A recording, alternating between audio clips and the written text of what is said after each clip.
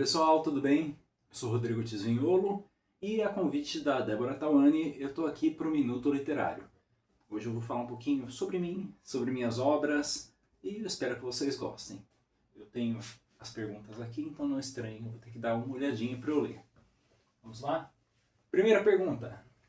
Qual livro da sua infância plantou a semente da escrita em você e o incentivou a seguir esse caminho? Bom, é difícil eu dizer uma obra específica. O que eu consigo falar com muita tranquilidade é que desde criança eu sempre gostava muito de quadrinhos, especialmente Turma da Mônica, mas não só isso, eu lia muita coisa de Disney, eu lia um pouquinho de Marvel, de DC por conta do meu irmão, eu lia muitos quadrinhos que não eram adequados para a minha idade, como a revista Mad, e vários outros que eram mais maduros assim, mas que acabavam passando pelo filtro dos adultos. E pensando em obras literárias mesmo, eu lia muita coisa, eu era aquela criança que felizmente era possível para mim, né? A escola dava sugestões de leitura nas férias e eu, para mim, tirava de letra e quanto mais eu conseguisse ler da lista, mais eu lia. Mas eu gostava muito, se for citar nomes, do Ziraldo, por exemplo. Então tinha tinha uma série de livros do Ziraldo, especialmente, que eu gostava, que era sobre partes do corpo, em que cada parte do corpo tinha um nome, e tinha uma história girando em torno do joelho, do sorriso, tinha de tudo. E era, acho que é essa coisa já imaginativa de pensar uma coisa tão simples quanto uma parte do corpo com um nome, com uma outra característica, pegando do ponto de vista dele, em vez de ser do ponto de vista da pessoa, acho que aos poucos já foi mexendo na minha vontade de contar histórias, de ver as coisas de uma maneira que eu não estava vendo serem vistas, então eu achava que eu precisava falar. Deixa eu ver. Meu processo criativo. Como é o seu processo criativo? Você é do time que planeja cada detalhe antecipadamente ou prefere deixar a história fluir conforme escreve? No geral, eu planejo antes. Eu não sou aquela pessoa exagerada que tem gente que faz ficha de personagem, que faz todas as regras do universo, que faz todo o cenário, faz muito material que às vezes nem acaba entrando no conto, no livro.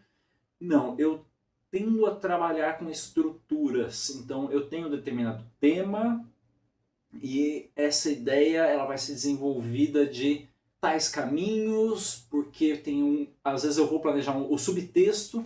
Subtexto, no caso, é uma coisa que eu tomo muito cuidado, porque, primeiro, eu não quero que minha história seja interpretada de uma maneira indevida. Eu não tenho problema com interpretações abertas, mas ainda mais hoje em dia, as pessoas são um pouco complicadas e a internet não ajuda isso, né?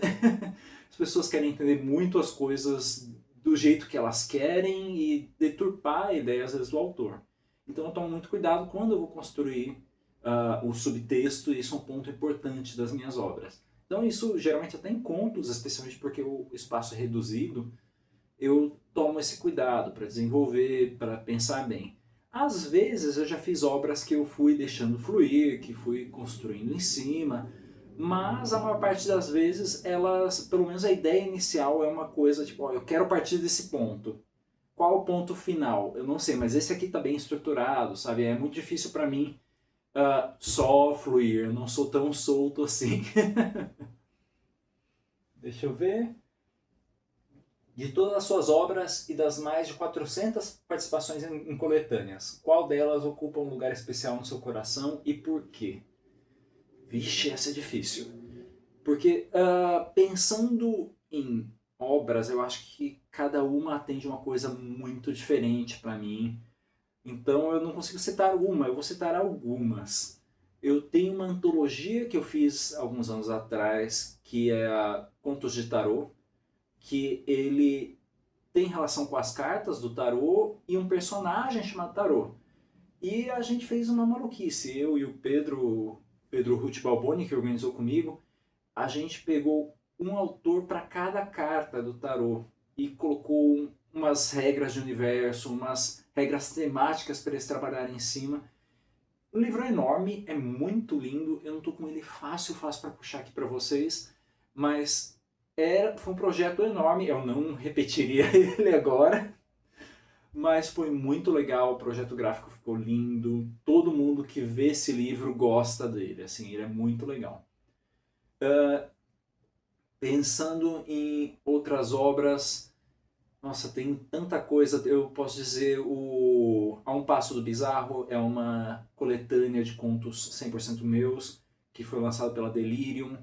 Tem um livro que é pequeno, ele tem online na Amazon, que é O Corpo, que foi lançado pela Lendare, que ele me catapultou para muitas oportunidades, ainda que seja uma obra curta, ele é um conto pouco longo, e ele também me fez começar a ver terror, eu escrevo bastante histórias de terror, de uma outra forma, porque eu gosto muito de histórias de terror, eu gosto às vezes daquela coisa exagerada, filme de terror eu adoro, mas para mim as melhores histórias de terror, elas têm que ter algo a dizer sobre a condição humana. E O Corpo foi um momento que eu consegui trabalhar isso muito bem, ainda que tem gente que acha que a obra é muito aberta, eu não vou discordar, mas ela foi para mim o primeiro grande experimento que deu muito certo e ainda está lá, eu tenho muito orgulho dessa história.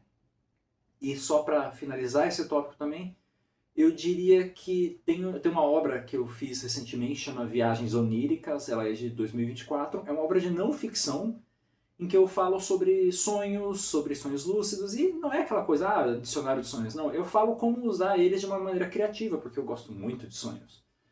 E aí, dentro disso, eu descobri recentemente que esse livro foi citado em uma tese de mestrado, então para mim foi uma coisa uau, assim, foi muito legal. Vamos lá. Olhando para a sua jornada, qual o conselho mais importante que você daria para quem está começando a escrever agora?